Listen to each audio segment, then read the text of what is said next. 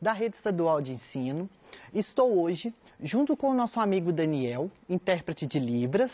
Olá, Daniel! Para a gente dar início à nossa primeira aula de Biologia do seu PET 6. Para você, então, aluno do primeiro ano. Nós vamos trabalhar nessa aula de hoje o tema citogenética. Mas o que é isso, Vinícius? Citogenética.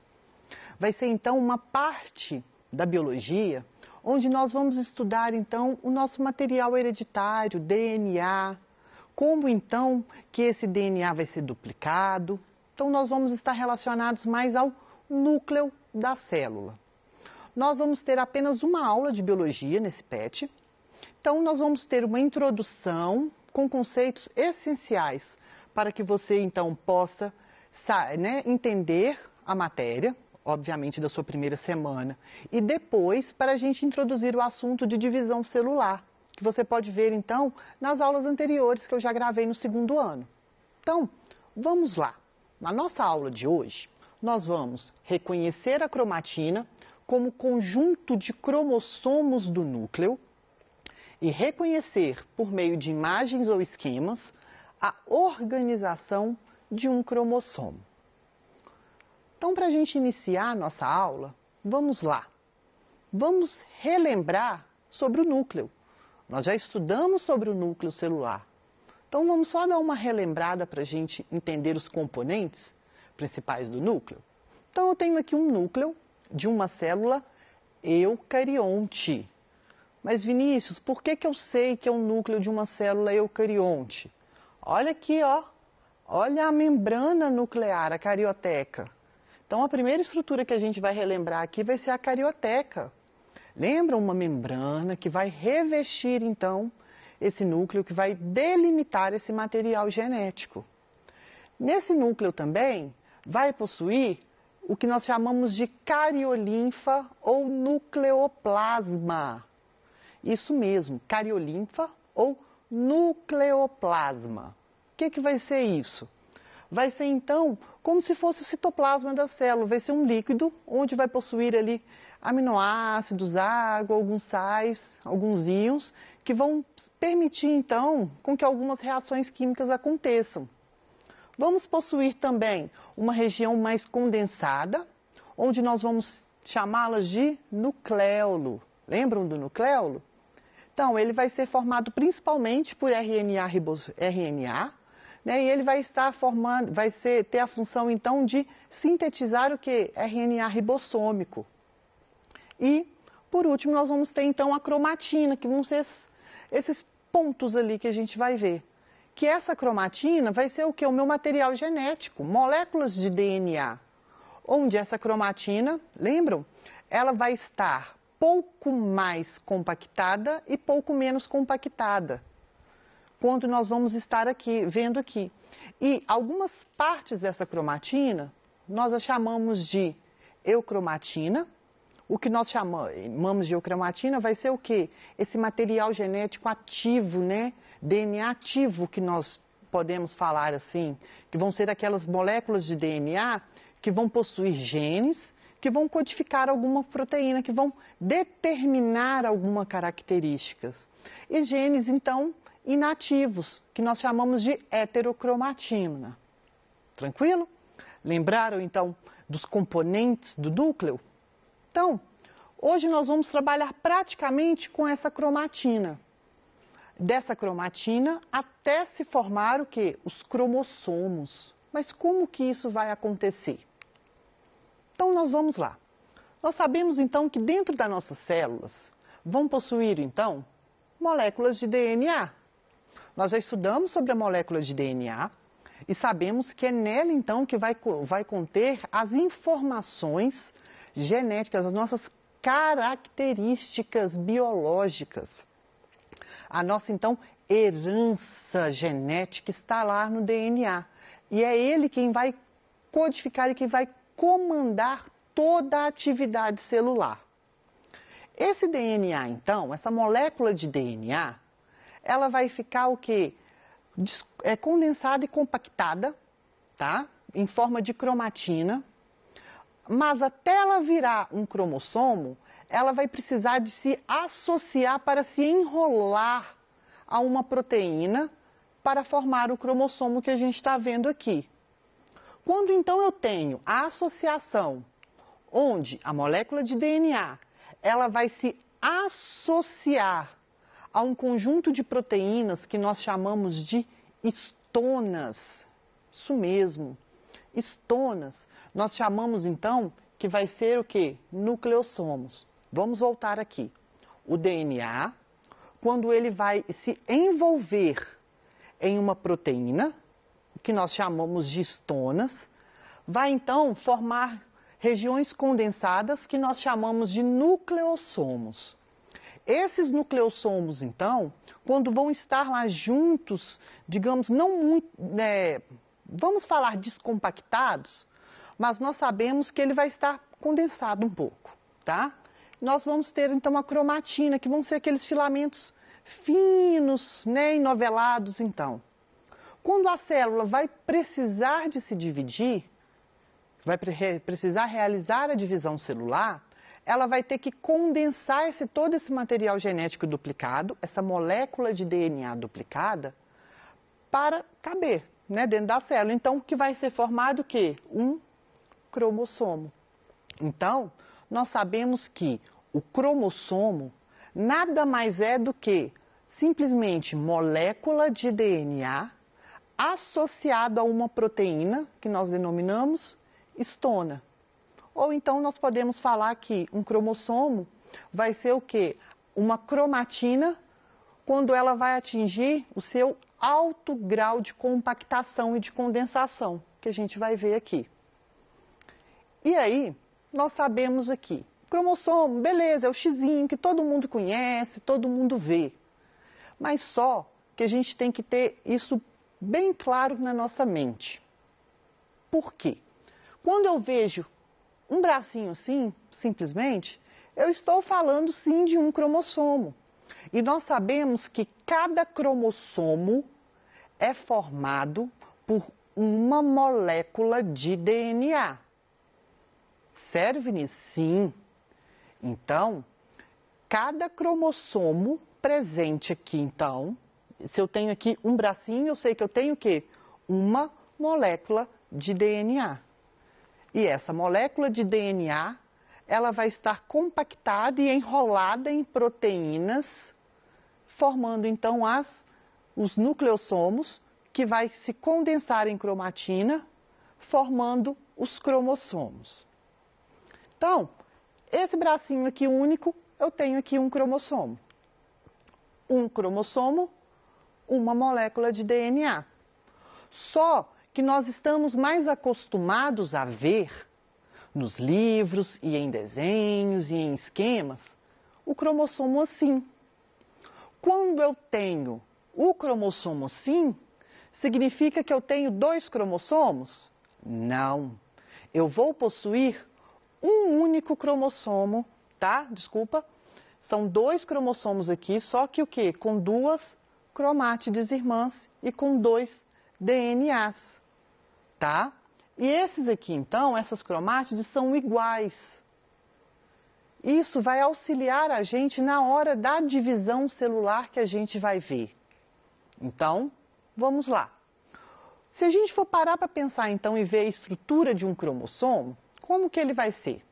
Olhem aqui comigo. Tenho aqui, então, um cromossomo, tá? Com 2 cromátides. Então, eu tenho aqui 2 moléculas de DNA, tá? Onde que cada cromátide, ela vai ser igual, tá? Ela vai possuir aqui, então, a mesma sequência, a mesma característica, tá? O mesmo sequenciamento de bases nitrogenadas. Porque na hora da divisão celular, elas vão o quê? Se separar. Uma vai para um lado e outra vai para o outro. Então, quando a gente fala que antes da divisão celular aconteceu a duplicação do DNA, vai ser por conta disso. Esse DNA se duplica, tá? Para formar, então, essas moléculas, esses cromossomos com 2 cromátides. E que nós chamamos, então, de cromátides irmãs. Por que são irmãs? Porque elas são idênticas e ficam lá juntinhas umas com as outras. Então, nós temos uma região aqui na extremidade aqui do cromossomo, que vai ser um achatamentozinho que nós chamamos de telômero. Mas o que vai ser esse telômero, Vinícius? Vai ser um achatamento, tá? Um estrangulamento que nós vamos ter aqui na região aqui abaixo aqui da cromátide, onde alguns acreditam, e nós temos vários estudos aí, que associam esses telômeros, então, ao envelhecimento. Mas como assim, Vinícius? Porque quanto mais próximo ao fim, quanto menor, então, mais reduzido eu vou ter o meu telômero, significa, então, que aquela célula ela se dividiu mais vezes. E quanto mais a célula se divide, significa que mais velha ela é. Então, ele pode sim estar associado ao envelhecimento, tá? E tem vários estudos aí, então, relacionados a isso. E ela tem a função também de dar estabilidade a essa molécula de DNA, a esse cromossomo. Nós temos aqui também uma região central, onde vai ser um estrangulamento que vai unir aqui essas duas cromátides, que nós chamamos de centrômero. Esse centrômero, ele vai ser, então, essa região, tá? Esse espessamento aqui, e por onde, dentro desse centrômero, vão possuir algumas proteínas que vão auxiliar demais na hora da divisão celular. Porque quando nós vamos dividir, quando a célula vai se dividir, vai acontecer, então, a formação de várias fibras, que nós chamamos de fibras do fuso. Lembram lá do centríolo? Que a gente sempre fala, centríolo auxilia na divisão celular. Então, esse centríolo, então, ele vai lançar, então, fibras onde vão passar por esses centrômeros, tá? Através de proteínas, e que vão se romper, vão auxiliar, então, na hora da separação dessas cromátides aqui. Então, é essa região que nós chamamos de centrômero. E nós vamos ter aqui acima também algumas constrições que nós chamamos de constrição secundária, tá? Ou zona SAT, tá? Zona satélite que nós vamos ter aqui em cima. Essa zona, só a título de curiosidade, ela vai ser uma região onde ela vai ser responsável, tá? Ela vai possuir genes que vão codificar RNA ribossômico. Então, nós sabemos que essa região aqui, ó, essa zona satélite ou zona SAT, que nós chamamos, ela vai ser responsável, tá? Por exemplo, pela formação do nucleolo, porque ela vai possuir gene que vai sintetizar RNA ribossômico, tá? Ela não vai sintetizar, não, ela vai ter gene que sintetiza RNA ribossômico. Então, ela vai possuir a informação genética capaz de sintetizar RNA ribossômico. Tranquilo? Então, nós temos aqui alguns tipos de cromossomos que nós vamos classificá-los de acordo com a posição do centrômero, tá? Então, vamos ver aqui comigo. Quando eu tenho um centrômero que vai estar aqui, ó, mais ou menos ao meio desse cromossomo, onde nós vamos ter aqui, olha, essas cromátides, elas são divididas praticamente ao meio, nós chamamos então que esse cromossomo, ele vai ser do tipo metacêntrico, tá? Então, um cromossomo do tipo metacêntrico vai ser aquele cromossomo onde o centrômero vai estar localizado aqui nessa região do meio, mais ou menos ao meio desse cromossomo. Então, nós vamos ter duas extremidades praticamente iguais. Coloquei essa linha aqui, olha, para a gente perceber o meio, tá? Quando então eu vou ter um centrômero, onde ele vai estar um pouco mais acima, onde eu posso perceber dois braços, né, que nós chamamos, duas partes, uma maior um pouco e outra menor, tá? Mas a gente fala assim, quase dividida ao meio, nós chamamos então de submetacêntrico, tá? Então, submetacêntrico vai ser então aquele cromossomo onde o centrômero ele vai estar um pouco acima do meio. Então, nós vamos ter duas extremidades desiguais. Quando essa Quando essa extremidade, esse centrômero, vai estar bem acima mesmo, onde eu vou ter uma extremidade bem maior e a outra bem menor, nós vamos chamar então esse cromossomo do tipo acrocêntrico. Vamos lá, acrocêntrico, ou seja, o centrômero ele vai estar bem acima do meio imaginário, digamos assim, desse cromossomo. Então, nós vamos ter duas extremidades diferentes. E quando nós vamos possuir aqui um tipo de cromossomo, onde praticamente não existe, o centrômero ele vai estar bem na terminação desse cromossomo. É o que nós chamamos de cromossomo do tipo telocêntrico, tá? Então, telocêntrico vai ser aqui. Muita gente confunde acrocêntrico com telocêntrico, principalmente quando observa um cariótipo, que vai ser aquela impressão que a gente consegue ver mapeado bonitinho os cromossomos de qualquer ser vivo. No cariótipo humano, por exemplo, nós não possuímos cromossomos telocêntricos, tá? Nós possuímos, então, cromossomos acrocêntricos, que vai ser o par a título de curiosidade. 13, 14, 15, 21 e 22. Mas o que é isso, Vinícius? Nós vamos falar dele daqui a pouquinho. Tá? Então, nós sabemos que os cromossomos do tipo telocêntricos, nós não podemos afirmar na biologia que não existe, tá? Mas falamos, então, que ele vai ser raro. É bem raro acontecer de ter na espécie humana cromossomos do tipo telocêntrico. Então, quando eu tenho então esse cariótipo, que vai ser essa impressão desses conjuntos de cromossomos, eu pego os cromossomos, organizo eles lá em pares, que nós sabemos que os nossos cromossomos, eles são organizados em pares, né? Então, pego eles todos bonitinhos lá, eu vou ter essa impressão aqui, o que nós chamamos de cariótipo, tá? Na espécie humana, nós sabemos que nós temos 46 cromossomos. Esses 46 cromossomos são organizados em 23 pares. Esses 23 pares, então, é que vão ser os nossos pares de cromossomos, igual a gente vê aqui, olha. E aí a gente consegue vê-los bonitinhos. Quando eu falo que nós não temos cromossomos do tipo telocêntricos, igual aqui, olha, que eu falei o 13. Ah, Vinícius, mas aqui, olha, ele está bem para cima mesmo, está parecendo um tipo telocêntrico. Por isso que eu falo que a gente confunde, tá? Nós sabemos que nós temos cromossomos acrocêntricos. E a partir daí a gente consegue ver algumas informações. Por exemplo, se eu pegar aqui no par 23, que é o nosso cromossomo sexual, eu posso afirmar aqui que vai ser esse cariograma é referente a um homem. Por quê? O par de cromossomos 23, ele vai ser responsável na espécie humana em determinar o sexo. Então, se nós temos aqui, olha, X e Y, eu sei que vai ser um homem.